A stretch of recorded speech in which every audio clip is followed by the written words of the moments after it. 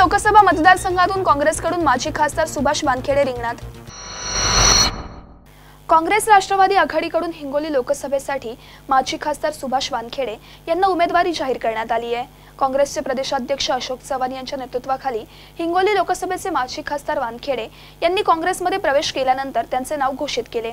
खासदार राजीव सातव रिंगणातून माघार घेत असल्याची बातमी चर्चेत होती, त्यामुळे माजी खासदार सुभाष वानखेडे यांचे नाव घोषित होताच हिंगोली मतदारसंघातील काँग्रेस कार्यकर्त्यांमध्ये चैतन्याचे वातावरण निर्माण झाले। ठिकठिकाणी फटाके फोडून आनंद साजरा करण्यात आला। मी भारतीय जनता पार्टीमध्ये मी अगोदर सांगितलं की माझा प्रवेश कोणीही केलेला नाही। मी फक्त भारतीय जनता पार्टीमध्ये काम करणार म्हणून मी घोषणा केली होती। मी माझा प्रवेश कोणीही केलेला नाही भारतीय जनता पार्टीमध्ये। जसा आज सन्माननीय अशोक चव्हाण साहेबांनी या ठिकाणी जसा केला तसा प्रवेश माझा कोणीही केलेला नाही भाजपमध्ये। आणि सर्व कार्यकर्त्याला आम्ही तिथंच सांगितलं होतं थांबा तुम्ही, मला पुन्हा वापस शिवसेनेमध्ये यायचं। परंतु हिमांशु इंगोले, संवाद मराठी लाईव्ह, नांदेड।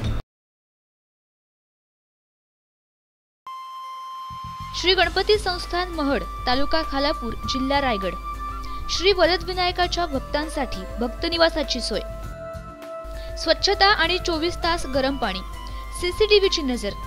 आगाऊ नोंदणीसाठी संपर्क करा 021 92 26 69 12 72 76 47 38 54।